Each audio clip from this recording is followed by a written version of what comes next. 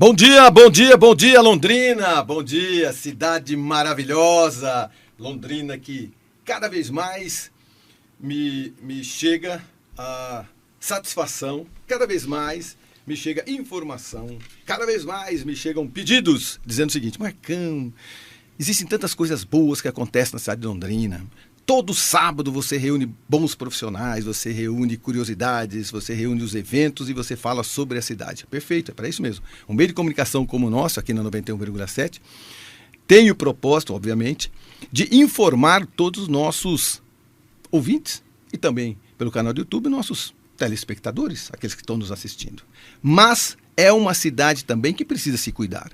Nós falamos sobre os grandes eventos, a gente fala que o circo está na cidade, que as grandes festas passam pela cidade, os grandes eventos estão acontecendo cada vez mais, os itinerantes passam por Londrina, grandes shows passam pela cidade e a cidade fica empolvorosa. Mas também nós temos datas ocasionais, temos datas importantes e momentos que a gente precisa parar e falar: é verdade, a gente precisa dar um tempo nisso tudo para a gente pensar na gente. E quando chega novembro, é assim, passa o ano todinho e a gente vai levando meio com a barriga, como diziam os avós, né? Vai levando com a barriga, vai levando com a barriga, né?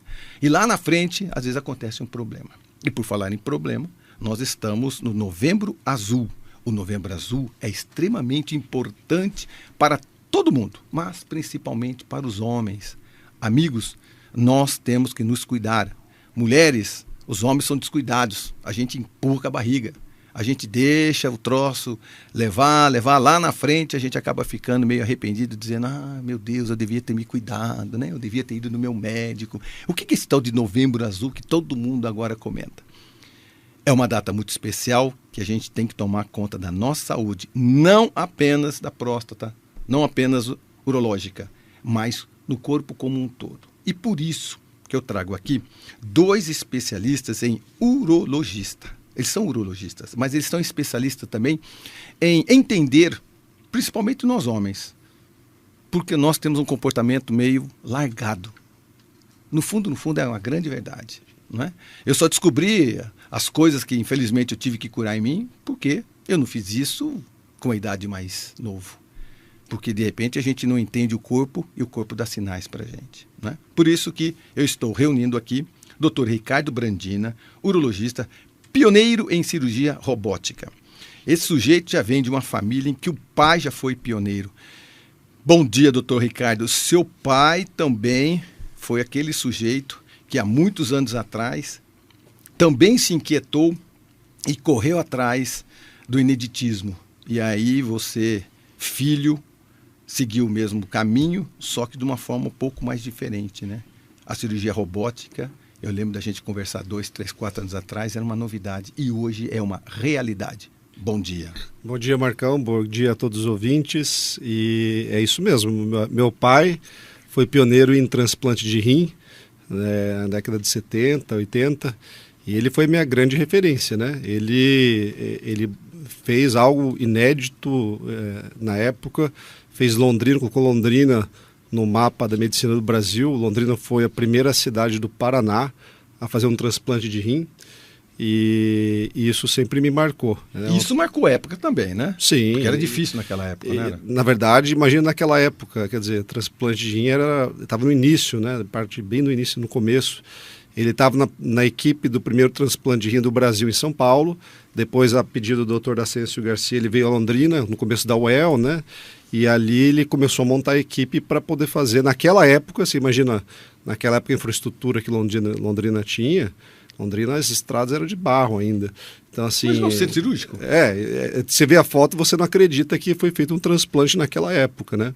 E ele falava, antes dele falecer, ele falou para mim que ele tinha muito medo, porque se desse errado, por algum motivo, por estrutura errada, quer dizer, isso poderia ser algo ruim para ele, né? Fazer o normal já era difícil. Sim. Não é? Porque tem uma época que Londrina acabava a luz e acabava a luz do hospital. Não estou brincando, é real. Você vê, acabava a água. Não é? Nós estamos falando dos primórdios. Né? O seu pai já não passou por essa época, mas já não era fácil, né? Sim, mas aí que vem, isso não foi feito de uma hora para outra. Ele fez todo um treino, ele fez toda a carreira em São Paulo, na maior faculdade do país, na USP. E quando ele quis fazer em Londrina, ele não quis fazer de um dia para o outro, né? ele demorou mais de um ano para estruturar o hospital, ele treinar a equipe, foi fora do Brasil comprar material, o hospital dava dinheiro para ele buscar o material para trazer para Londrina, e trouxe pessoas... Planejado. Quer dizer, perto da equipe da nefrologia também, o Dr. Mocelin, que veio de uma... Enfim, também de uma faculdade fora do país. Enfim, é uma equipe, foi muito bem estruturado, foi muito bem, com mínimos detalhes para... Pensado, né? Lógico, a segurança do paciente, né? Foi bem pensado. Você falou que seu pai também foi para fora do país. O que te levou para fora do país foi isso também, né? Você já tinha o exemplo do seu pai, falou, filho, o Brasil logo se torna referência, não adianta a gente achar só o americano, só o alemão, só o japonês, tem coisa boa, e a gente tem também no Brasil, sim. Mas alguns anos atrás, não. Alguns anos atrás você teve que se especializar, você saiu e morou um tempo fora, né? Então, assim, Londrina, sempre, como eu falei, foi sempre referência especificamente na urologia, foi referência no Brasil. E Londrina foi um pioneiro, a urologia de Londrina foi pioneira na parte de laparoscopia, que laparoscopia é aquela técnica pouco invasiva. Então, a gente fazia um corte grande, faz pequenas incisões, pequenos furinhos e opera por pequenos furinhos, né? Só que é uma técnica um pouco mais difícil. Lá atrás, quando eu estava acabando minha residência em 2008, eu já tinha lá para a cirurgia minimamente invasiva com um objetivo, eu sabia que aquilo era o futuro. E quando eu fui a primeira vez aos Estados Unidos em 2008, e eu tive o primeiro contato com um robô, no Brasil isso nem existia ainda, ali eu já enxerguei ali lá atrás que esse é o futuro, quer dizer, não tinha como voltar. Tem como voltar, não é? Não, e lógico, naquela época as pessoas tinham muito ainda... tinha muita gente que não acreditava, que talvez né, não ia dar certo, como a laparoscopia teve no começo. Também, né? Também teve. Muita gente criticou a laparoscopia no começo. Para que fazer isso? Furinhos pequenos. Só que antigamente, para fazer uma cirurgia para câncer de próstata, a gente fazia incisões enormes. Então, no processo de curar o paciente, a gente machucava muito. Era o paciente ficava internado vários dias, o dia demorava para voltar para a atividade normal, muita complicação, perda de qualidade de vida, e hoje a gente consegue fazer a mesma cirurgia com assim, quase nada de complicação, com uma recuperação boa. E a plataforma robótica, eu via lá atrás nisso. E aí foi quase uma saga, né? Assim, de 2008 até agora, para poder transformar em realidade hoje a cirurgia robótica na região. Porque é o seguinte, Brandina, vai, olha, treina, na verdade, traz, e não pode dar errado, nenhum. Porque senão também não encaixa o processo todo. Treina muito, né? Trabalha muito. É o mesmo plano, como eu citei, do meu pai, por exemplo. Exatamente. Então, assim, para fazer isso, a gente tem que se dedicar. Tem que abrir mão de uma série de coisas. Família tem que apoiar. Então, quando eu não fui sozinho, fui com esposa, com filho. Abrir mão de um monte de coisas. Enfim, parte financeira também você esquece, porque você tem que... O meu foco era praticamente cirurgia robótica, né? E eu acreditava muito, apesar de muita gente me criticar. Falava, não, o Brasil não é uma tecnologia cara, isso não vai ser acessível para todos os pacientes. Eu enxergava aquilo como algo que a gente tinha que trazer. Então a gente tem que primeiro, hoje, até no simpósio que teve hoje cedo, acho que a mensagem para um programa de sucesso, para que os médicos façam cirurgia robótica, o médico primeiro tem que acreditar. Então, se eu acredito que aquilo é uma tecnologia boa, eu vou conseguir convencer o paciente que aquilo é uma coisa boa. Porque se o médico não acredita, como é que ele vai passar para o paciente, né, essa informação? Então, o médico primeiro tem que acreditar, a equipe tem que acreditar.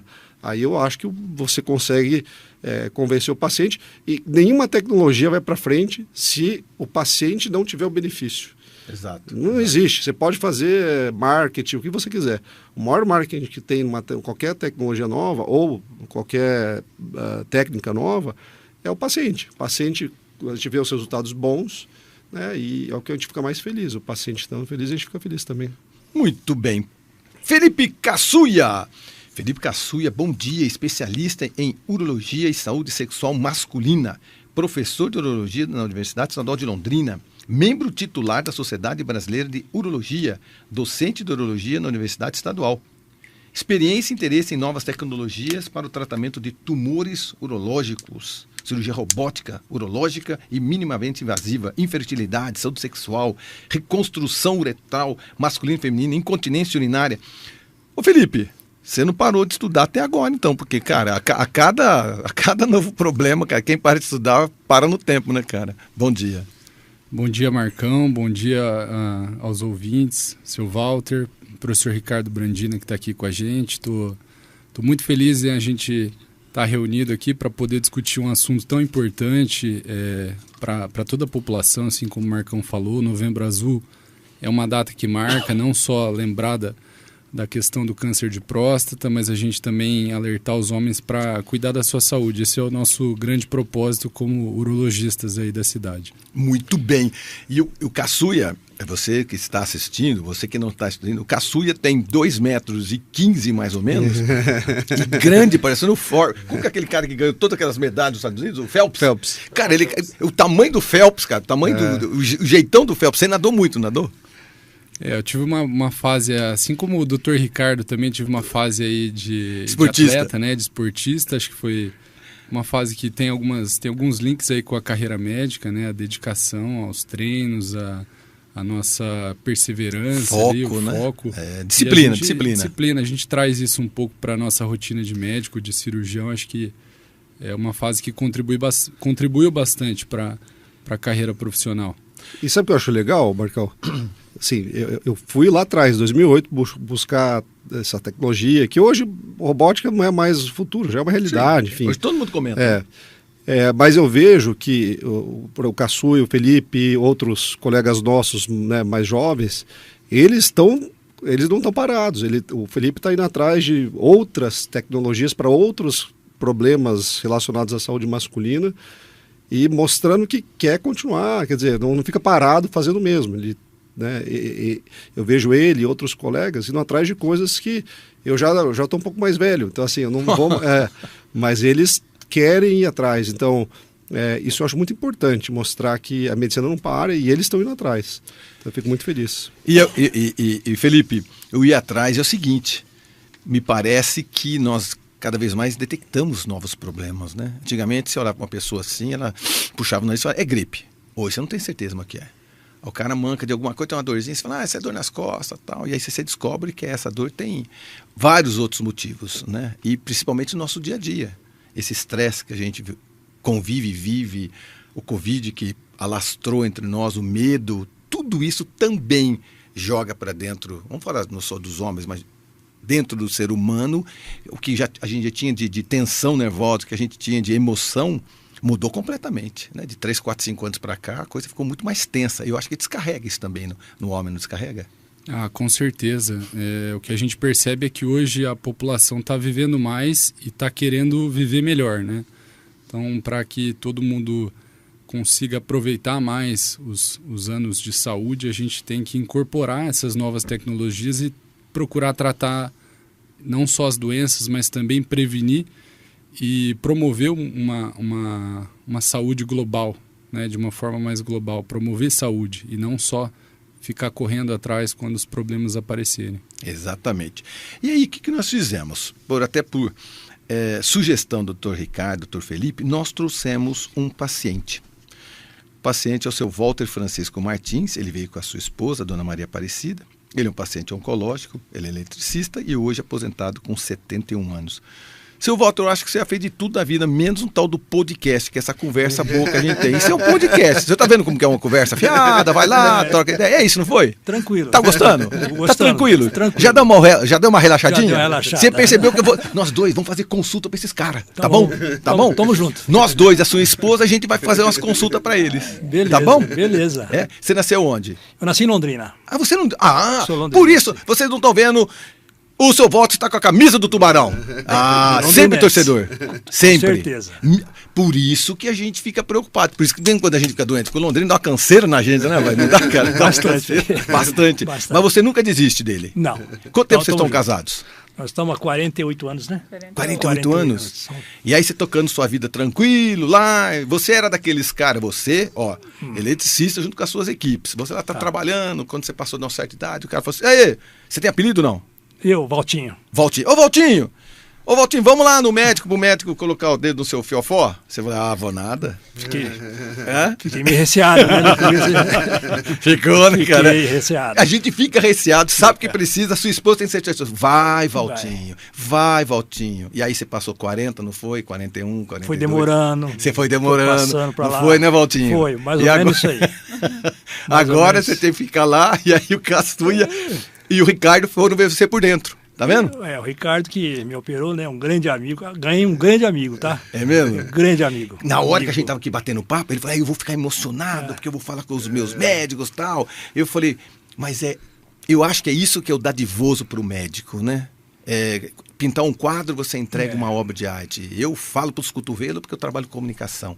Eu imagino a dádiva do médico em salvar vidas. Rapaz, isso é fora do normal, é acima da média, não é? Tanto é que você se emocionou quando você falou, eles estão vindo aí e tal. Querendo ou não, amigo, o susto é muito grande quando você está vendo notícia. Bastante, né? O susto foi grande. Grande, né? E graças a Deus ao Dr. Brandini aí, que ele me orientou, né? Me deu o conselho. Foi praticamente um pai para mim. É mesmo? Entendeu? Você teve dessa notícia. Sabe por que nós estamos fazendo esse programa? Porque eu quero assustar os marmanjos, cara. É verdade, meu, porque normalmente você só fala meio superficial, e você não leva a pessoa que tem um câncer. Você não comenta a respeito. E as pessoas parece que se escondem um pouco atrás da palavra do medo. O baque é muito grande. O baque é grande? É grande. Aí, o que aconteceu? Sangrou? Teve algum problema, não? Não chegou a sangrar. Não. Graças a Deus, não. Mas quem fez sua cabeça para ir? Ela ou foi você que fez? Eu tinha feito Mente não, porque a mulher que leva a gente, hein? A mulher que leva a gente. Faz 4 anos que eu não fazia mais exame de toque. Isso que eu quero saber. Então o senhor está com 71 anos. Ele operou quando, Brandina? Faz uns 15 dias, né? Uns 15 dias. Agora? Recém-operado? Recém-operado. Então até 66, 67, você não parou? Parei, eu fiz o exame, depois parei 4 anos, né? Aí através de um amigo meu que tinha operado, o Dr. Brandini, e a família falou assim, vai fazer o exame. Aí fui fazer o exame, infelizmente deu positivo. Aí o chão caiu, né? E ele falou, eu que dei a notícia pra você. Ele deu. Mas olha, isso é um ser humano. Mas eu acho legal falar disso, viu, seu Walter?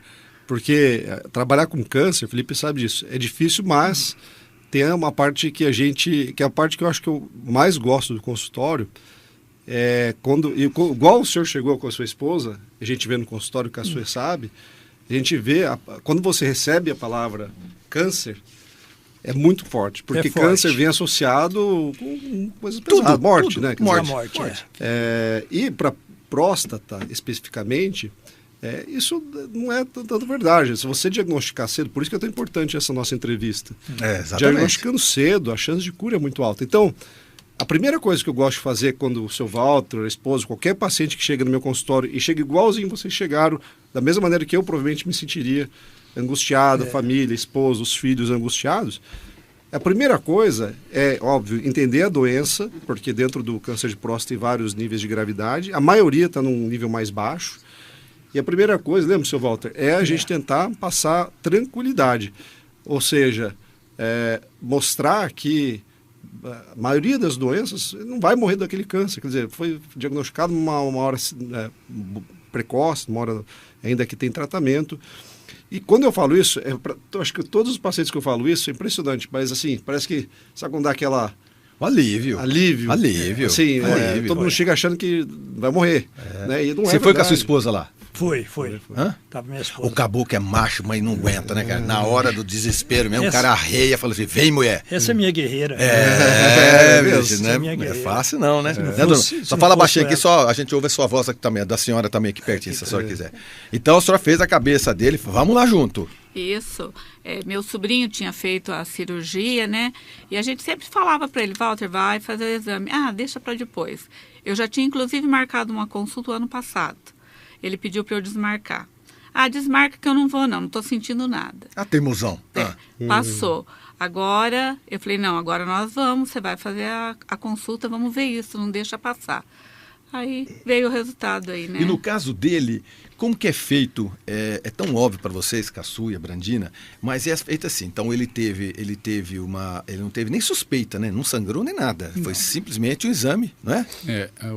Funciona da seguinte maneira, né? O que a gente chama de rastreamento, né? Rastreamento, em palavras médicas aí, no linguajar comum, significa procurar um problema, no caso o câncer, antes que esse câncer se manifeste de uma maneira grave, né? Então, rotineiramente, para um grupo de homens que a gente vai discutir depois, a gente realiza um exame de sangue, né? Que é o famoso PSA, PSA ele é uma molécula que está presente tanto em indivíduos que têm câncer, como indivíduos que têm próstata normal.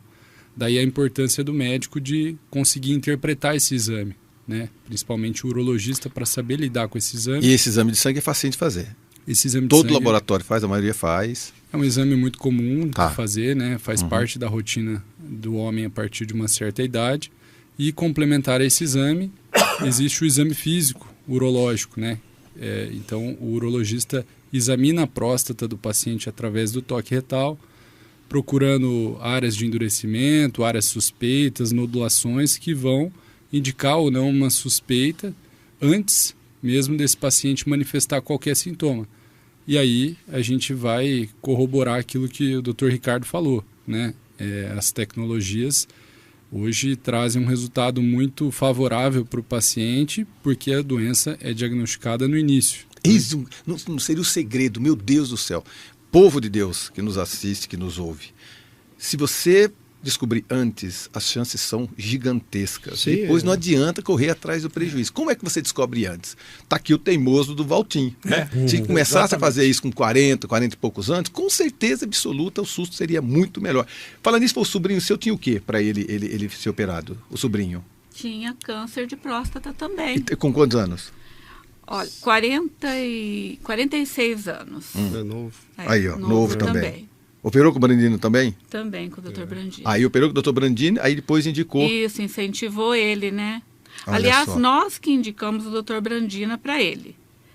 Né? E aí ele veio, fez a cirurgia, não sentiu nada, foi assim, 100%, não reclamou de nada. Mas sabe? isso também, Brandina, já deu tranquilidade para Sim. Dona Maria Isso. e para o Valtim, porque já tinha passado alguém da família. Sim. Porque olha a decisão de você fazer essa cirurgia de uma forma robótica. Rapidamente volta para casa, né? Sim. Não, e assim, várias mensagens muito importantes aqui, como o seu Walter. Ele não sentia nada. Quer dizer, ele foi lá fazer um exame. Poderia Isso que eu perguntei se sangrou, não sangrou. Não. Poderia facilmente ter deixado mais 2 anos, talvez daqui 2 anos, é uma história completamente diferente, né? Mas aí poderia ser tarde, né, doutor? Tarde. Ah, poderia? Poderia. Sim. Ah, Bidu, lógico que seria tarde. Mas você tá louco, mas nunca. Var do céu, mas não. 71 anos você tem para jogar bola ainda, mas. A maioria dos pacientes não tem sintomas. Ainda bem que o meu homem de Deus. Eu falo, não tem coisa. Assim, para nós, médicos, esse resultado, o alívio, para nós é o que a gente fica mais feliz. E o mês de novembro, isso que a gente está fazendo, Marcão, aqui pela Pai Querer, tem um benefício muito grande para a população toda. Se a gente conseguir alcançar, que seja um homem que muda de ideia, ou a esposa, igual a Dona Maria, que leva ele ao consultório, acho que já valeu a pena. Exato, mas quando a gente faz aquela campanha milionário, eu sempre falo para todo mundo, nós estamos com mais de 7 bilhões de pessoas no mundo, né? 7 bilhões e pouquinho. Minha opinião sempre é assim, se a metade ajudar uma metade, você não precisa ajudar muita gente. Ajude uma pessoa só. Se uma metade ajudar a outra, na verdade. Se um programa como esse, arrancar um cara do sofá, não é verdade? E perder o preconceito, porque você ficou aí 4, 5 anos sem o toque retal, sem fazer um exame de sangue. E não é caro esse exame de sangue, isso é facinho. Isso é normal, isso é uma coisa tão simples de se fazer. Hoje você indica para os seus amigos? Hoje indico para qualquer amigo meu. E converso com meus amigos que são mais velhos do que eu, da mesma faixa etária minha. E eu falo, vai fazer um exame, tem que fazer um exame. Inclusive teve um amigo meu que fazia 4 anos também que não fazia. Ele semana já foi fazer exame. O cara que depois de uma certa idade, parece que ele fica meio preguiçentão, não fica, cara? Ficava, não vou morrer desse negócio, não. Tal. Eu acho que nós, homens, somos preguiçosos. Só um pouco mais, né? Não, sem ser o caçuia, que é atleta. O caçuia é outra brincadeira. O caçuia é para ficar preguiçoso com esse tamanho, não vai ficar preguiçoso nunca. Né? Mas parece que a gente, só não acha, Dona Maria, que os homens são um pouquinho, a mulherada um pouco, por isso que tem tanta viúva. Que os homens morrem mais, se cuidam menos. É verdade. Não é? Se bem que também tem muitas mulheres que deixam os exames preventivos para depois, né? Sim. Eu tive isso na minha família com a minha filha, que também ficou 4 anos sem fazer um exame preventivo. E quando foi fazer, tinha um câncer de mama. Olha só, né? Tá vendo? Bem agressivo. Agora, faz 2 anos que ela está em tratamento, né? Já está super bem, mas está em tratamento ainda. Aí a gente descobre o problema do pai, né? Mais Também porque tinha deixado de fazer um exame preventivo, né? Como que o senhor lidou emocionalmente com as dificuldades para a realização da cirurgia? O senhor lidou? Como é que o senhor lidou?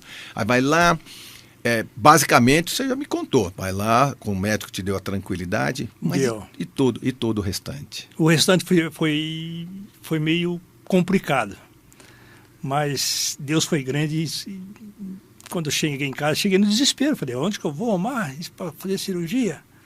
Meu Deus, como é que pedir para Deus? Né? Você fica emocionado, né, amigo? Você falou para mim que você ia chorar, né? Mas não é fácil. Mas fica tranquilo, não é fácil não, não é fácil não. Mas Deus foi muito bom. Previu para você, né? E graça. Não, foi tudo bem. E eu lembro um dia que o senhor foi tirar a sonda, que tem 7 dias atrás, a gente deu um abraço forte, né? Foi. Foi um abraço gostoso, né? De verdadeiro. E foi bem emocionante, né? Foi. E é isso que a gente vê na maioria dos pacientes, Marcão. Desde que todo mundo faça, né, esses exames, a chance de cura é muito alta. E lembrando, o câncer de próstata é o câncer mais comum dos nós homens. 1 em cada 6, 7 homens vão desenvolver câncer de próstata ao longo da vida. Eu quero saber de vocês o seguinte, tem muita fake news. Diz o seguinte, todo mundo tem câncer, só não se manifesta. Alguns sim, outros não. As células estão todas elas lá, e quando ela fica meio louquinha, o troço aparece. A probabilidade de desenvolver algum câncer, qualquer câncer ao longo da vida é muito alta, né? É muito alta, né? Só o de próstata, acabei de falar, 1 em cada 6, 7 homens, né, Felipe? É muito, né? É bastante. Digamos assim, né? O câncer, de um modo geral, é uma doença genética, né? Então, em algum momento, a regulação que o nosso corpo tem falha e a multiplicação das células começa a ficar desordenada. Quando isso acontece na próstata, a próstata, o câncer vai crescendo e se a gente não intervir, ele vai espalhar para outros órgãos do corpo e tomar grandes proporções, né? Mas a gente consegue hoje em dia, através desses exames que a gente comentou e das campanhas, né, principalmente da campanha do Novembro Azul, intervir nessa doença. Ele é um câncer que é facilmente diagnosticável, digamos assim. E você tem uma especialidade em fertilidade e saúde sexual masculina, porque também tem esse medo, né? A pessoa, cara, eu tenho um câncer, puta, é tão perto, será que vai afetar a minha masculinidade, minha infertilidade? O que eu vou, a reconstrução minha de tudo isso? Existe no meu lado psicológico, né? Precisa trabalhar tudo isso, né? Com certeza, né? Eu acho que daí vem o link da cirurgia robótica. A gente está aqui com o nosso grande representante aí, pioneiro da cirurgia robótica. Antigamente a gente tinha muito preconceito com o tratamento mesmo do câncer de próstata, né? Todo mundo já conversou, já teve algum parente, algum familiar, amigo. O câncer de próstata, o tratamento do câncer de próstata, ele está associado a dois desfechos, né? Pode estar associado a 2 desfechos, que tem a ver com a potência erétil, né? A famosa impotência, e o controle da urina. O que a gente vê com esses novos tratamentos é que a taxa de complicação vem caindo da maneira com que a tecnologia se desenvolveu. Então, hoje, o tratamento que a gente tem hoje e o tratamento que a gente oferecia no Brasil, na cidade, há 5, 10 anos atrás, é completamente diferente. É muito mais seguro, né? É muito mais seguro, o Dr. Ricardo pode falar melhor. Eu vi vocês operando, e eu tenho isso gravado, quem quiser, eu tenho gravado. O Dr. Brandina junto com você, os dois, e o Felipe junto, dividindo o mesmo paciente, né? Porque vocês operam juntos também. E você dizendo, estou preservando, olha aqui, ficou preservado isso. Eu me lembro, eu tenho essa filmagem, eu falei, rapaz, que prática, que habilidade. E sabendo tudo isso, que há uns anos atrás você não conseguia ver como o robô vê hoje por dentro. O cara vê tudo. Não é? Assim, a precisão é muito grande, né? E já é uma realidade, né? Assim, a cirurgia robótica a gente tem disponível na região, em Londrina, então os pacientes que estão ouvindo saibam que você não precisa sair de Londrina para receber um tratamento hoje de primeiro mundo. A gente tem aqui disponível não só robótica, como outros tratamentos. Então, Londrina, nós temos pessoas muito bem capacitadas. É fácil fazer uma pesquisa e saber quem está bem treinado e capacitado. E, só voltando na parte psicológica, lógico, a gente tem muita confiança na parte técnica, né? Mas nós, como médicos, a gente tem que saber lidar também com essa parte psicológica mesmo do paciente, né? Nós temos que saber acolher, passar tranquilidade, e não só simplesmente passar números. E acho que é muito importante, tão importante quanto a parte técnica, é o acolhimento com a esposa, com os filhos, com o próprio paciente. Lembrar que o Walter não é uma próstata, o Walter é uma pessoa que tem uma família por trás. Como ela falou, a Dona Maria falou, uma filha acabou de passar por um problema grave também. Então ele vem de um momento difícil, então a gente tem que saber acolher. Isso é tão importante quanto tratar o câncer. Muito bem. Psicologicamente também as pessoas ficam extremamente afetadas e nós queremos sim um ombro amigo. Chega nesse momento, meu amigo, o chão some, tudo fica preto, você grita para Deus, aí fala, agora, meu amigo, eu quero ver, não é? É isso mesmo. Amigão, seguinte, seu voto, pronto, o primeiro bloco já foi, nós estamos saindo para um breve intervalo comercial, a gente toma uma aguinha, você já está relaxado e a gente volta daqui a pouquinho a conversar a respeito de, não só o câncer, mas esse lado psicológico, o apoio que os médicos nos dão nesses momentos e a capacidade que os nossos médicos têm na nossa cidade. Tá bom, seu voto? Tá bom, Dona Maria? Então a gente já volta. Então sai daí, 91,7 já volta com o Novembro Azul. Muito bem, amigos, nós estamos de volta com o Dr. Ricardo Brandina, Dr. Felipe Cassuia e o paciente Walter Francisco Martins, junto com a sua esposa Maria Aparecida. Ele é o Valtinho, torce para o Tubarão e pro Corinthians também, não é? Não. Pro Palmeiras. Pro São Paulo. Qual outro time você em Londrina? Baixada Fluminense. Baixada Fluminense. É mesmo? Verdade. Que maravilha. Só torce para algum time, Dona Maria, ou não? Pro Corinthians. Muito bem! Só dá licença que eu vou só falar com ela agora. Tranquilo. Que maravilha. Família inteira é corintiana lá em casa. É mesmo, só eu que não sou. Só você que não é? Só eu. Põe pra fora de casa. Dá moleza mesmo. Tá quase. Tá quase. Não, mas agora operou. Ele sofreu muito depois da operação? Sofreu antes. Não, o homem sofre antes de medo. Ele tava com bastante medo. Mais medo. Foi lá, doutor Brandino, deu aquela relaxada nele, olhou olho no olho e falou, ô peão, e aí, caboclo? Tá louco, rapaz? Agora, alta tecnologia. Né? Alta tecnologia. Você tem que confiar. Além de Deus, é verdade. Doutor Brandini dá uma segurança pra isso. gente incrível. Por isso você ficou mais relaxadão. Operou, ficou quanto tempo no hospital? Foi um dia e meio, 2 dias, né? 2 dias. Um dia e meio, né? Não, foi um dia, foi. No outro dia você foi embora. No outro dia você vai embora. embora. Comeu aquela comida gostosa do hospital. Antigamente a comida era ruim, hoje é gostosa. Hoje é boa. Hoje a comida antigamente era só pôr na papona. Hoje os caras aprenderam que a comida tem que ser boa. Rapidinho você foi pra casa. Foi. E aí foi se recuperando, Tô me recuperando. Tá quase já namorando com a Dona Maria? Quase. Ainda não? Tá quase? Vamos lá! Que maravilha! O Felipe, tá aqui o Valtinho, seu Walter e a Dona Maria. Mas chega no momento em que nós estamos falando de quem teve o problema e está procurando a cura, não é? E procurou um especialista. Mas e aí, cara? E pra gente, né, não chegar a isso? As precauções, alimentação, treinamento, parece que é óbvio, mas vocês dois doutores, vocês estão lá todos os dias com pacientes, até muito novos. O que aparece mais para vocês? É o cara que é obeso? O cara que é mais preguiçoso? É aquela história que você fala, cara, isso dá em qualquer um? Ou se a gente verdadeiramente se alimentar melhor, tomar conta do corpo, as chances são menores? Olha, Marcão, o câncer de próstata, ele é um câncer que tem um impacto genético muito forte, né? Talvez mais do que o impacto ambiental. Mas, então, os principais fatores de risco para desenvolvimento do câncer de próstata, homens da raça negra, a gente sabe já que tem um risco de desenvolvimento de uma doença mais agressiva. Então, né? não é fake. Não é fake news. Não. Né? Esses homens a gente tem que ter uma atenção diferenciada, né? E principalmente aqueles que têm um histórico familiar positivo, justamente pelo fato de o câncer de próstata ter esse impacto genético muito grande. Mas a gente sabe que o reflexo da saúde masculina é o estilo de vida que ele tem, né? Então, bons hábitos de vida, procurar fugir do sedentarismo, fugir do sobrepeso, ter uma alimentação saudável, um bom padrão de sono, tudo isso ajuda a gente a ter uma saúde masculina global positiva, né? Isso, sem dúvida, vai impactar nos fatores inflamatórios e no desenvolvimento de doenças como, por exemplo, o câncer. mas o câncer de próstata ele pode dar, inclusive, em indivíduos que são tidos pela sociedade, de uma forma geral, como indivíduos saudáveis, atletas, enfim, né? Justamente pelo fato dessa carga genética ser tão importante no câncer de próstata. Você falou carga genética, né? E tem isso, né? Uma porcentagem, vem assim, meu avô teve, né? Meu pai, meus tios, e aí vai passando para frente.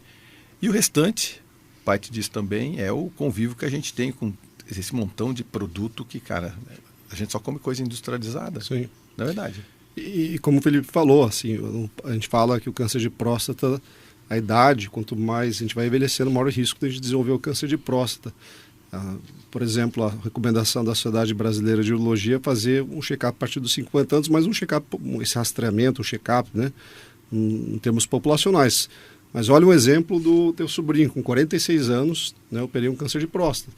Então eu falo que não tem idade para começar, né? A gente, a partir pelo menos dos 40 anos, eu recomendo sim, para procurar um urologista para pelo menos seguir uma orientação, porque, como o Caçuí falou, tem um componente genético que a gente não tem como saber quem.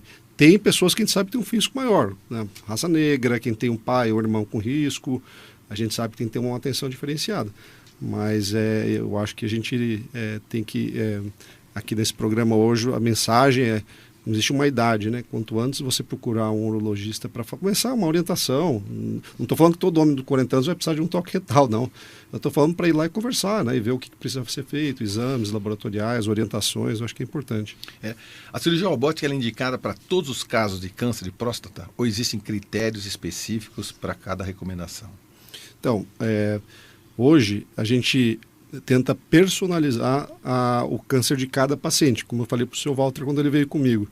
A gente não trata todo mundo da mesma maneira. Então tem alguns dados que a gente recebe tanto do PSA, que é aquele exame de sangue, do toque retal, dados da biópsia de próstata, que a gente consegue classificar os pacientes em pacientes de risco. Assim, quando eu falo risco, é risco de essa doença ser uma doença mais grave, do paciente vir a morrer da doença.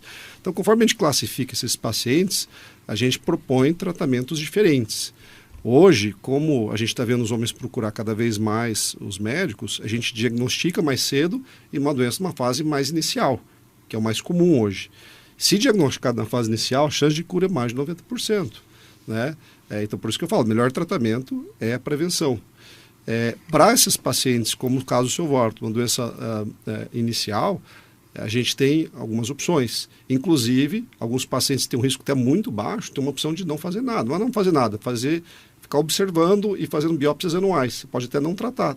O risco é tão pequeno do câncer desenvolver e crescer que a gente pode só ficar observando. Isso é chamado de vigilância ativa. Isso é muito comum no Canadá e nos Estados Unidos.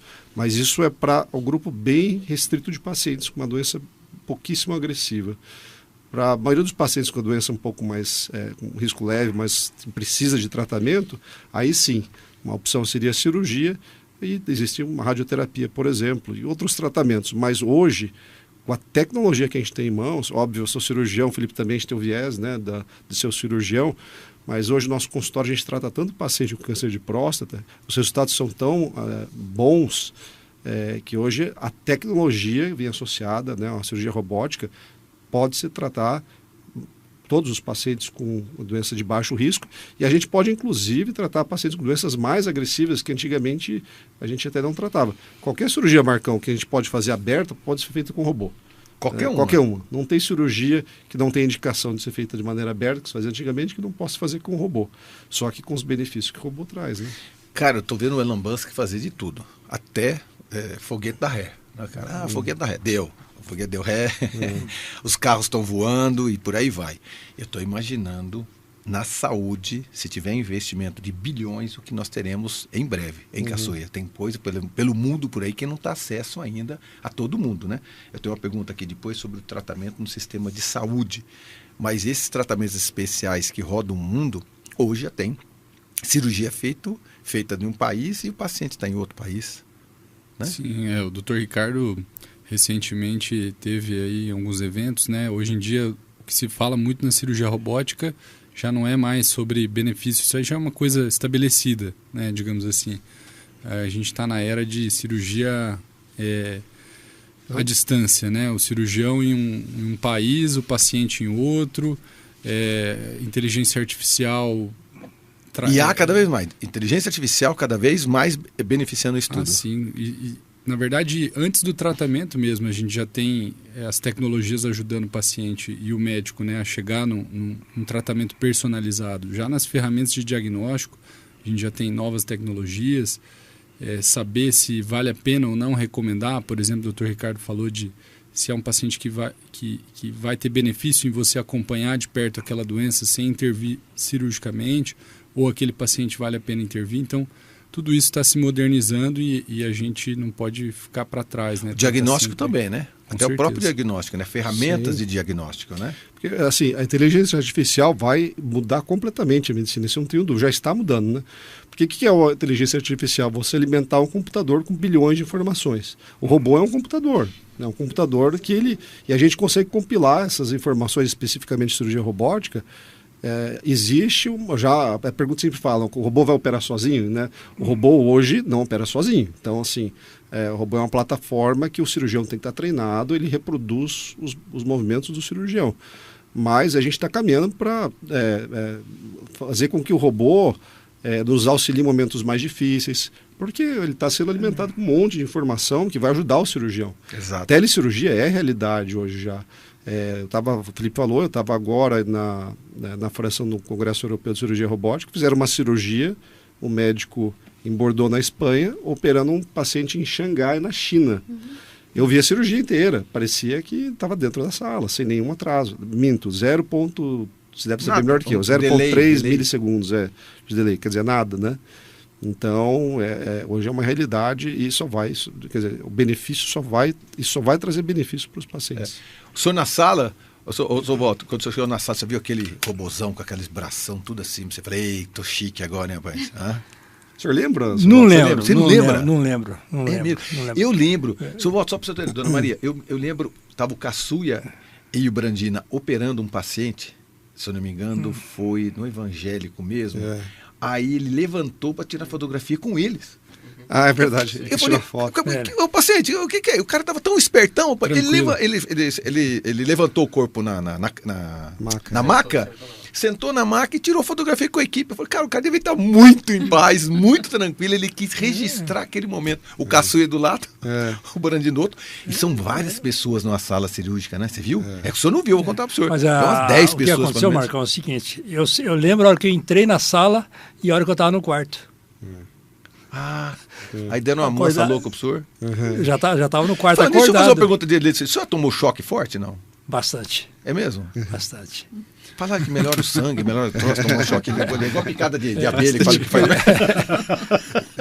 Mas a grande vantagem é que eu entrei no centro cirúrgico, né? Consciente. E saí, quando eu acordei, já estava no quarto. Sim. É mesmo? Já. Aí, sabe que é legal quando o médico passa lá depois, né? Fala como vai o senhor, é legal isso, né? Aquele momento especial, não é? Que legal. Quando vocês eram pequenininhos, vocês dois médicos, vocês frequentavam essas coisas de médico, assim? Tinha essa... Porque eu gostaria de ser motorista de caminhão, pequenininho. E depois eu queria ser lutador de boxe. Depois eu queria ser paraquedista. Eu não decidi muito direito. Mas tem muita gente que fala, não, eu gostaria de ir para eu gostaria de ir para a área da medicina. Porque se emociona quando o médico... Eram amigos meus que disseram assim... Minha mãe estava doentada, ou meu pai, se emocionava quando o médico voltava ao quarto depois. Quando você volta de uma cirurgia, né? Que aquele momento é um momento especial, né? Para vocês passaram por isso, Brandina? Você chegou a ter esse momento? Caçuia também? Eu, na verdade, assim, quando era criança, por conta do meu pai, né? Eu convivi muito com a medicina. Então, assim, era uma época que não tinha celular, não tinha nada. Então, eu ligava em casa, às vezes eu atendia a ligação. Minha mãe sabia dar mais informação para os pacientes do meu pai, de tanta informação que ela passava. Eu lembro, a gente almoçando, ligava em casa, aí meu pai atendia, então, e eu ia passar visita com ele às vezes. Então, eu tinha esse contato. Visita que fala, né? Mas ele me deixava ali no estacionamento, mas eu lembro muito esse contato com a parte de medicina. Mas só depois que eu tive... decidi ir para a medicina mesmo, né? Foi depois que eu já estava um pouco mais velho, eu via meu pai, tinha esse relacionamento muito forte, né? Com ele, eu decidi. E você, Caçuia? O meu contato foi mais tardio, né? Minha família é do ramo de tecnologia, ninguém é médico. Grande Caçuia. Mas... Teu pai é um gênio da tecnologia. O pai dele eu conheço quando tinha cabelo, cara. Eu lembro do Marcão há muito tempo já. Você era em algum menininho, momento né, com meu pai. Mas eu fui para a área médica mais tarde, né? Mas é fácil gostar de medicina. A gente tem que gostar de paciente, na verdade. A gente tem que gostar de gente, né? Gostar de gente. Gostar de cuidar, gostar de explicar, gostar de consultório. O cirurgião também gosta de consultório, gostar de explicar, ver o paciente, como o seu Walter, por exemplo, sair mais tranquilo depois de uma consulta. A cada paciente aprende. Não é a mesma coisa, né? Aprende, não aprende? Por isso que eu estou falando assim, IA. Se uma IA colar no robô do jeito que vocês dois operam, daqui a pouquinho ela está sabendo fazer quase tudo. Porque vocês dois juntos operaram quantas pessoas? Já tem, acho que mais de 500, assim, desde que a gente começou no Hospital do Coração, com certeza já foram mais de 500 pacientes operados, né? A IA está aí. Se fosse para pegar todas essas informações, não é verdade? Sim. É isso. IA nada mais é do que o acúmulo de informação no equipamento. O equipamento de vocês está mais do que testado. Então, seu Walter, só não foi feito um teste. Os caras já estavam bons quando foram pesar você. Com certeza. E a cada paciente vem um desafio diferente. Um mais obeso, um mais novo, um mais velho. Com certeza. Né? Um de cor diferente. Você falou mesmo, a raça negra é uma que tem mais probabilidade, na verdade. Homens, né? Homens. Sim. Né? Depois de uma certa idade, principalmente. Além de probabilidade, a gente enxerga doenças, diagnostica doenças em fase mais avançada. Por isso que o rastreamento na população negra é um rastreamento mais... com uma atenção maior, digamos assim. E tem que ser mais precoce. Tem que ser mais precoce. No geral, as sociedades recomendam 5 anos antes do que a população geral. Então, se é 45, 50, que faça com 40, então. A sociedade fala 50 e 45, mas como eu falei, eu acho que assim, não tem é uma idade, né, qualquer idade já é uma idade que a pessoa, mas o Caçuí falou, tá certo. Quem tem histórico familiar, raça negra, tem que procurar mais cedo, sim.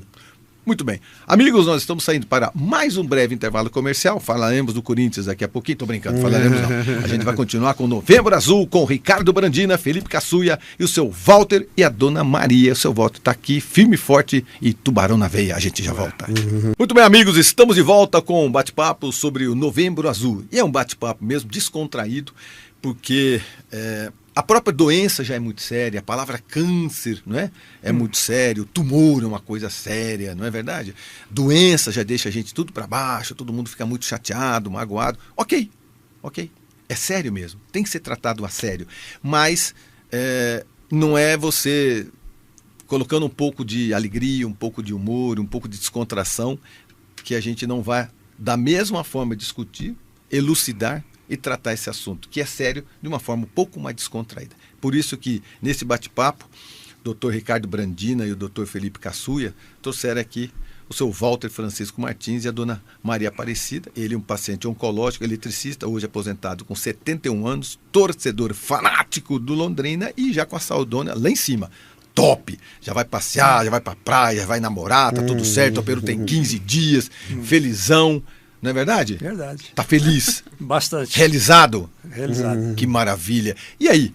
Vamos lá. Então, detectou, a gente já sabe os tratamentos, né? O caminho para se fazer tudo isso, mas quais são, Dr. Ricardo Brandina, os direitos dos pacientes com câncer de próstata em termos de acesso ao tratamento pelo sistema de saúde? Como é que se paga uma tecnologia tão eficaz, tão moderna, com um robô assim, tão caro para trazer ele para Londrina? Porque ele veio para Londrina. Sim. Ele não é do Brasil. Ele foi comprado aqui por alguns hospitais. Essa é uma pergunta muito boa, porque no momento que a gente tem o diagnóstico do câncer, a gente está querendo propor o que tem hoje melhor e tem que saber se isso, né, é coberto pelo plano de saúde. A cirurgia robótica, a plataforma robótica, uma tecnologia relativamente recente no Brasil e ainda não está no rol de procedimento da ANS. Durante muitos anos, somente uma empresa teve a patente, né, do robô, e por isso o robô sempre foi muito caro, porque era uma empresa só. Essa patente caiu, agora novas empresas estão entrando no mercado, os custos estão caindo, mas pelo fato da robótica não estar no rol de procedimento da ANS, os planos não são obrigados a pagar ainda. Então, os pacientes com plano de saúde, os planos pagam a internação a parte laparoscópica, mas o paciente tem que complementar, sim. E esses valores, é muito importante falar, vêm caindo, principalmente porque a gente está tendo novas plataformas.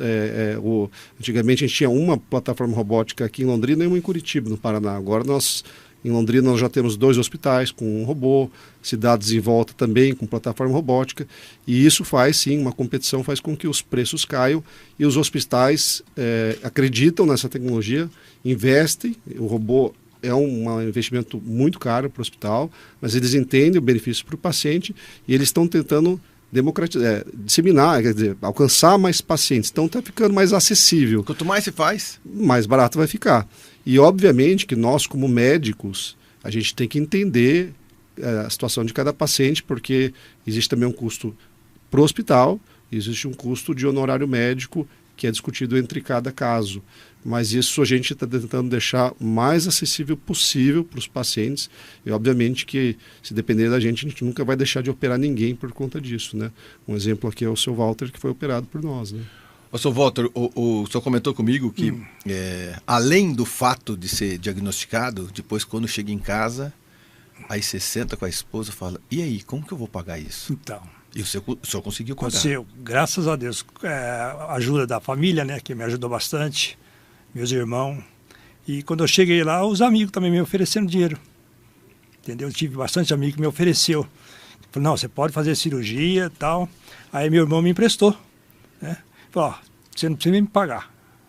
Ele praticamente bancou a cirurgia inteira. É isso que a gente estava comentando que... Ela e meu filho. E o Brandina também, o Caçuia, esses caras são abnegados, né? Eles são abnegados. Agora, bem entendido, tudo consegui por causa do Brandini também, tá? Porque isso aí foi um pai para mim, senão não teria conseguido, tá? A orientação dele, o amor que ele teve comigo, entendeu? A amizade que nós... Sim. Daqui para frente, um dos melhores amigos que eu tenho, sincero, você entendeu? Olha que O legal. ser humano que ele é. Eu vou fazer o seu Walter virar um corintiano ainda. Mas aí sim, cara. Sr. Walter, da próxima vez que ele abrir o senhor, que ele não abriu, né? Porque a operação robótica é só uns furinhos, né? Cuidado, porque ele pode trocar o coração. Aí se trocar o coração, botar um corintiano aí dentro... aí... Tô brincando. Mas olha, ali foi espetacular. Tanto ele como a Luzinete. Né? Luzinete, ela vai O ouvir isso grande aí. Luzinete, a Luzinete é maravilhosa, mas Luzinete é a secretária Mor. E manda um abraço. Ela não aí perde. pra Oh, você. grande Um abraço aí, Luzinete, Luzinete, pra você, Nete. A Luzinete. O que é Luzinete? Luzinete nada mais é do que a secretária Mor, a diretora-presidente do consultório Dr. Brandina. Um ser humano incrível, tá? Ali Não, também, mas tá? ela sabe a vida de todo mundo, ela conta as coisas, é verdade, ela te acalenta, ela te acalma, o que você precisa, Calma. não é verdade? Ela consegue tomar conta de um processo. Isso é muito importante. Sabe por quê? Porque a gente está trabalhando com pessoas, a gente está falando de alta tecnologia, né? Vocês dois são estudantes o tempo todo. Vocês se formaram, mas vocês não vão parar de estudar nunca, nem o Caçuia nem você, não é verdade? Porque a tecnologia está aí para ser aprendida por esses médicos, não é verdade? Só que é necessário esse outro lado, que aí vocês trouxeram, do ser humano. E aí entra uma secretária dedicada como ela, não é verdade? Dedicada, tenciosa. É diferente. Você sai de lá com o coração aliviado, conversando com abrandado, ela. Tá? Né? Abrandado, exatamente. Muito bem. Ela trata todos nós de uma forma muito, muito carinhosa. O Caçuia, isso é importante, né, Caçuia? Você está com quantos anos, Caçuia? Eu tô com 33. Cara, o Caçuia parece que está com 53. Não, do jeito que ele estudou aqui, cara. O Caçuia deve ter aqui uns 25, 30 estudos diferentes aqui. Membro titular, docente, professor, experiências. Você entrou na medicina com quantos anos? 14? 13? Eu entrei na medicina com 19 anos, em 2010. Aqui? Aqui em Londrina. Que maravilha, e não parou mais de estudar, né? Não, isso que é importante. E eu vejo vocês dois, quem estiver nos assistindo, quem estiver nos ouvindo não vai ver imagens. Quem está nos assistindo tem imagens, não é, João?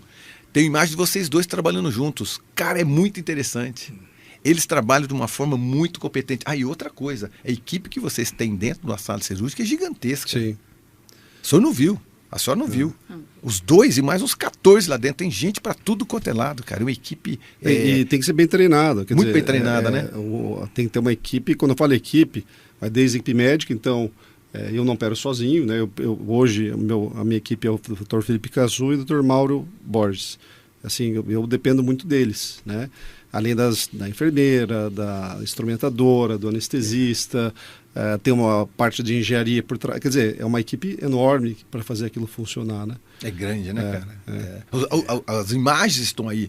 Normalmente a gente vai para fazer as imagens exatamente para isso, para poder mostrar depois do lado de fora, porque tem muito médico, Brandina, que gostaria de ser um cirurgião robótico. Caçuia está aí. Nadador, novão, né? O pai Caçuia, você não conheceu o pai dele? Não conheci. Não, o pai dele, genial. Eu vou falar de uma amizade que eu tenho com o pai dele com 30, então você era menino. O pai dele já era um gênio da tecnologia, da informática, 30 anos atrás. Já era, sempre foi um cara acima do tempo. Então, com certeza, o DNA dele é um DNA de pesquisador, ok.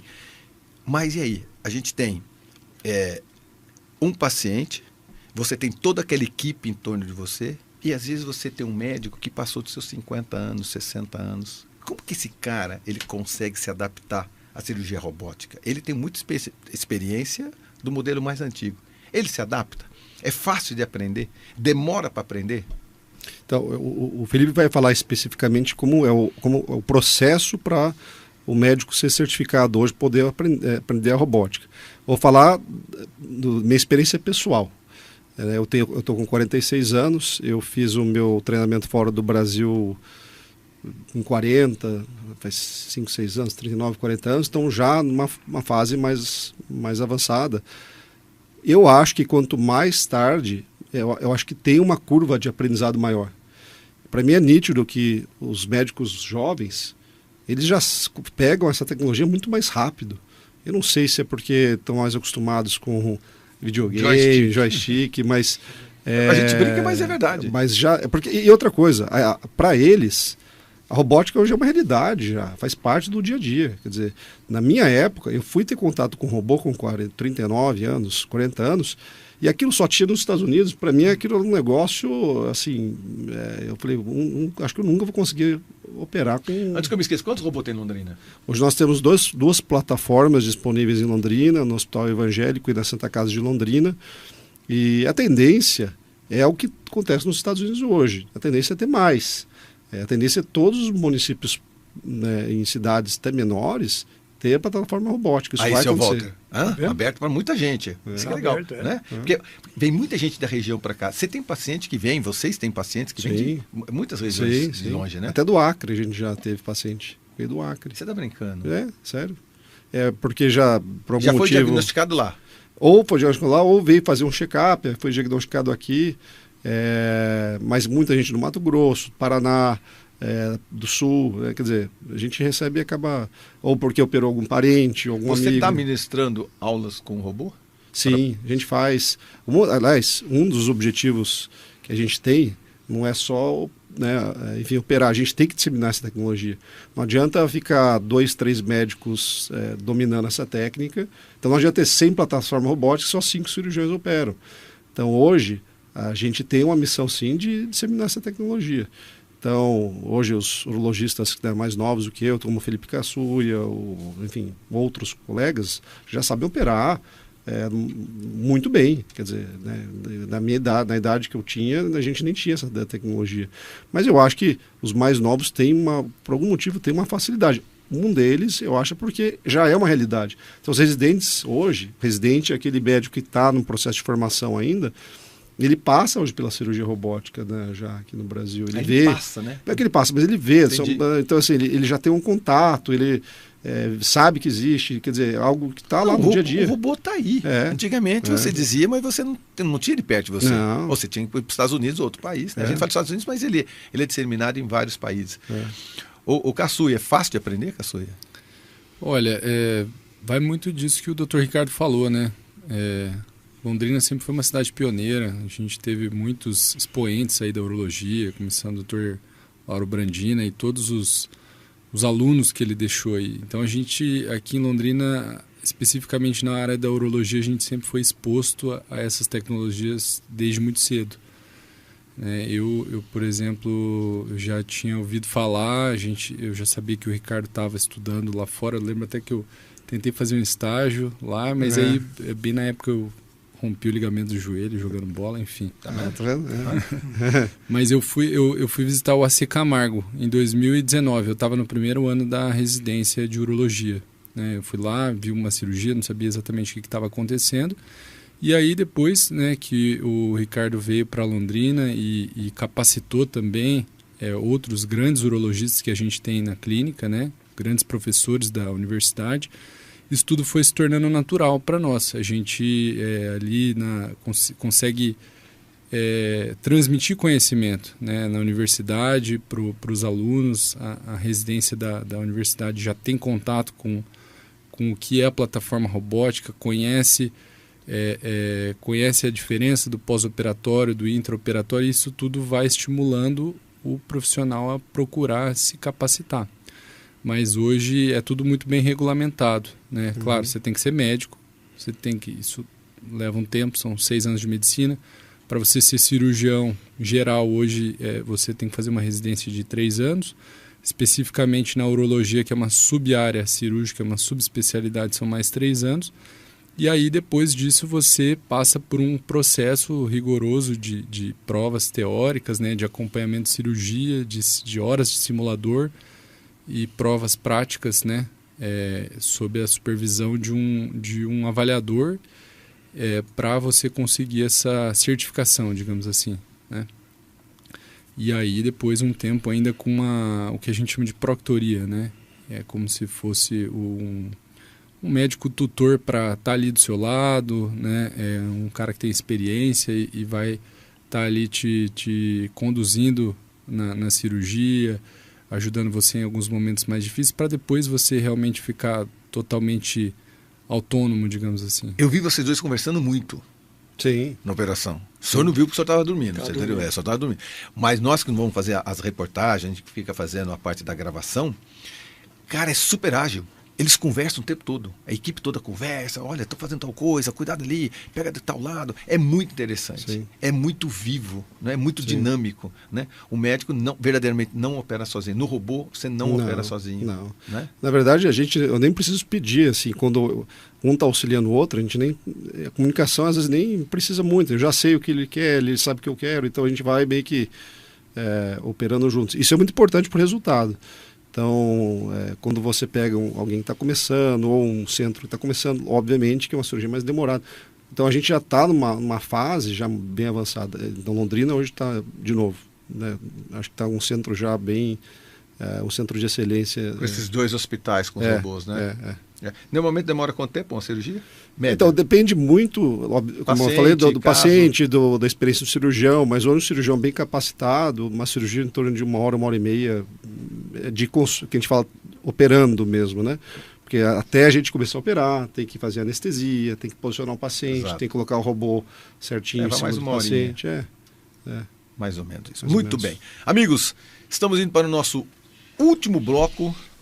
Dona Maria, seu Walter, momento para vocês mandarem beijo para todo mundo. Daqui a pouquinho a gente volta aqui pela 91,7. A gente já volta, tá bom? Não sai daí. Muito bem, amigos, nós estamos terminando o nosso bate-papo aqui pela 91,7, o tema Novembro Azul. Mas você, meu ouvinte, meu internauta, percebeu que a gente gosta de fazer de uma forma muito mais relaxada, muito mais tranquila, porque o assunto é muito pesado, não é verdade? A gente trata sobre câncer, sobre doenças, sobre Novembro Azul. A gente não tem que ficar pesaroso, né? A gente não tem que ficar triste, ao contrário. Altas tecnologias, né? Novos pensamentos, novos médicos, comprometimento desses médicos em estudar cada vez mais. Eu penso que quanto mais tem uma competição na cidade, quanto mais tem investimento na cidade, quanto mais robô vier para a cidade, mais a cidade cresce, mais treinam todos os médicos, né?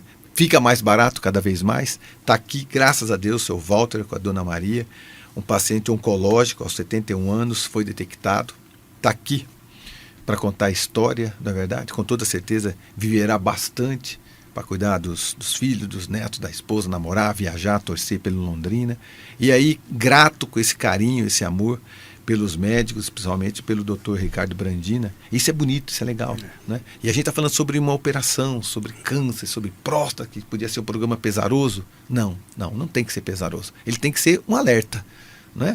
Aqui eu tenho certeza que a gente termina esse programa com os avisos de se cuidar cada vez mais, na verdade, se alimentar bem, ter um bom sono, como o Caçuia comentou, para que a gente tenha, se não for geneticamente, pelo menos os cuidados pessoais, né? E principalmente, pelo amor de Deus, não tenha vergonha, né? Igual o seu Walter falou, seu Walter, então pega o microfone de novo e fala, meus amigos, vamos lá, sem vergonha do médico. Fala para os seus amigos. Meus amigos, Fala. não tenha vergonha de fazer um exame de próstata. O toque. O toque. Isso é normal, é a coisa mais simples que tem. Você fazendo um exame preventivo, sempre você vai salvar a vida. Não deixe para fazer mais tarde, pode ser tarde para você. É isso mesmo, tá vendo? O que a gente mais queria ouvir era isso. Era isso. Isso para todos os homens, para todos os homens. Para todos os homens. Nós acertamos então, Brandina, em trazer o seu Walter. Eu acho que o seu Walter foi muito importante aqui acho que vai alcançar essa mensagem, seu Walter. Acho que é diferente, tá eu e o Caçuia falando aqui, né? Mais tecnicamente. Né?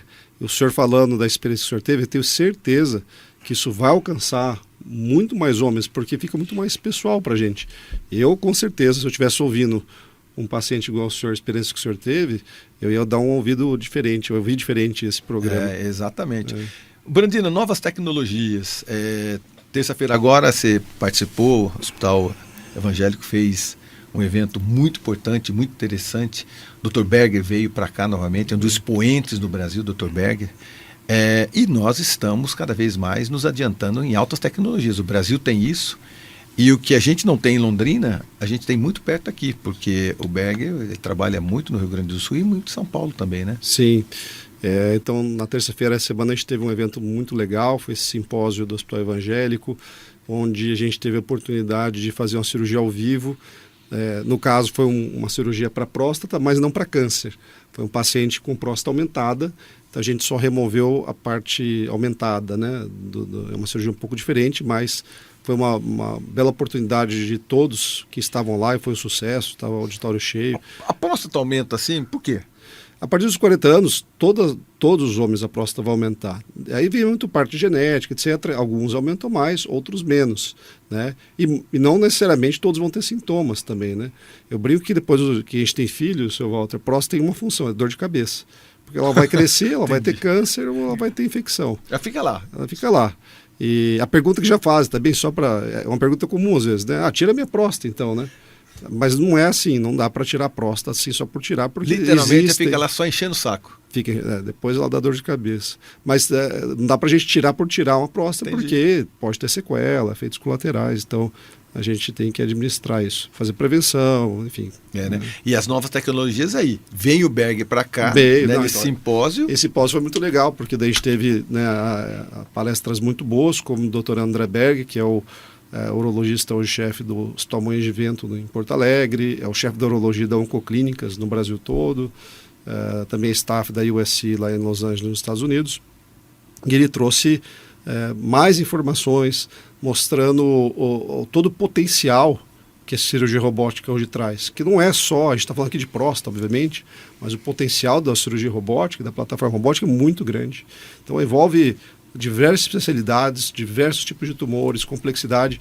E a gente está tendo agora, como eu falei, caiu a patente da Intuitive, que é uma empresa que sempre desenvolveu o robô, e nós temos agora inúmeras, dezenas, até quase centenas de plataformas novas que estão vindo no mercado. Os chineses estão vindo com umas plataformas com capacidade de fazer telecirurgia já, como eu falei, cirurgias com milhares de quilômetros de distância. Isso traz dois benefícios. Um benefício humanitário, quer dizer, tem um pessoal lá nos Estados Unidos que está começando um programa de robótica na África, em Angola, primeiro robô da África, em Angola, e o médico poderia estar operando de qualquer lugar no paciente da África, então vai ajudar, né? E também de treinamento, como nós falamos agora, o Caçuia falou, então na parte de certificação, um médico especialista não precisa sair de uma cidade para ir para outra para treinar, né? Amanhã, por exemplo, eu vou para Cascavel operar com colegas que estão na fase de aprendizado. Então, acho que vem muito disso. A inteligência artificial vai mudar completamente a maneira que a gente trata a medicina hoje, desde o diagnóstico até o tratamento. Acho que é bem interessante o que está vindo por vir para nós, pacientes. Muito bem. Dona Maria, muito obrigado pela sua presença, viu? Obrigado mesmo. Seu Walter, muito obrigado. Feliz de vocês terem vindo dar o depoimento de vocês, viu? Abrir a intimidade, o coração, né? E mostrar a felicidade que vocês têm numa situação tão temerosa como essa, com o otimismo que vocês têm. Obrigado, viu? Tá certo. Nós que agradecemos, Marcão, a oportunidade de poder tentar, pelo menos, levar um pouco dessa experiência e para que as pessoas se conscientizem um pouco mais, né, de procurar um exame mais cedo para evitar um diagnóstico às vezes tardio, né, e mais complicado. Mais complicado. Tá? Obrigado, viu, Walter? Obrigado mais uma vez, tá? Eu que agradeço, Marcão. Fico feliz. Eu fico você feliz. É um cara gente boa, cara. Obrigado. Você falou para mim que você estava nervoso. Olha só, pessoal, ele falou para mim, eu tô com um pouquinho de dor e tal, vai demorar muito. É nada, Dona Maria. Ele estava aí com medo do podcast. Depois que ele sentou, que ele viu que era tranquilão, ele foi relaxando. Você é um cara gente boa. Obrigado. Que Eu quero bom. agradecer você, o doutor Brandini, o doutor aqui, e minha esposa, né, e minha família, tudo que me apoiaram. Isso mesmo. É, né? Obrigado. Hã? Felizão, né? Felizão, nós estamos felizes por você, viu, Walter? Obrigado, Feliz eu que mesmo, tá bom? agradeço. Ó, quando eu achar você lá no campo de Londrina gritando, eu falo, aê, Vartinho! Tamo junto. Que maravilha. Caçoia, obrigado pela sua presença, viu, Caçoia? Mandar um abraço pro papai e pra mamãe, viu? E é uma nova geração, né? Essa nova geração, né, Brasília? É uma galera aí, cara, que vem para fazer a diferença. Mas, vem com tecnologia, vem com inteligência artificial, vem com vontade, vem com capacidade. Cara, eu espero um dia a gente poder enfrentar o câncer mano a mano, assim, falar, cara, não tem para você não, cara. Diagnóstico precoce, né, Caçoia? E tem que enfrentar. Obrigado, Marcão. Todos aqui seu Walter aqui abrilhantou a nossa conversa, foi muito agradável o bate-papo e acho que a gente conseguiu atingir os nossos objetivos aí de formar, estar à disposição aí da população para atender, tirar dúvidas e resolver os problemas urológicos aí da cidade de Londrina e região. Parar de estudar nunca, né? Não tem jeito, não tem né? como, né? Não tem, né, cara? Eu tô vendo aqui, cara, e vai para aqui também, reconstrução uretral masculina e feminina. Isso é uma coisa importante. A gente focou mais na população masculina hoje, mas o urologista é médico de mulheres também, né? Também, né? A Urolite trabalha, vocês estão juntos na Urolite, né? Sim. Estão juntos na Urolite. Né? Não só... tá vendo, Dona Maria? Isso aí é importante. Você acabou de ter falado aí com uma sobrinha sua, é isso, né? Foi detectada com câncer. Filha. Sua filha, né? Minha filha. Sua filha com câncer, tá vendo? Então é necessário. Então, da próxima vez a gente bate um papo também sobre a situação das mulheres com a urologia. Tem muita gente que acha que é só para marmanjo, né? Não, né? Cuidado também para as mulheres, né? Sim. Com certeza. Manda um abraço pro pai e pra mãe? Com certeza também. É mesmo? Então manda, fala assim, papai, mamãe, tudo seu papai, eu quero ver. Fala, vou ver. Não, eles estão me ouvindo aí, estão, de olho aí na Pai Querer, Que maravilha. Estão recebendo um abraço direto que do Marcão. orgulho eles devem ter de você, né, cara? Isso é muito legal. É verdade, cara, Bacana, sabe? bacana. Estuda, traz tecnologia para cá, traz conhecimento para a cidade, né? Conhecimento para a cidade, ganhamos todos nós, né? Isso é sim. muito bom. Essa é a cidade que eu amo, gosto muito disso. Obrigado, viu? Obrigado a todos vocês. Eu agradeço. Amigos, muito obrigado pela atenção de vocês, pela grande audiência que a gente tem nesse momento em fazer um programa que às vezes é tão sério, que tem uns assuntos tão pesarosos e a gente consegue fazer de uma forma muito leve, muito tranquila, porque o que a gente mais precisa é confiar na tecnologia, principalmente em Deus. Por falar nele, até semana que vem, se Deus quiser, eu tenho certeza que Ele há de querer. Irá adquirir.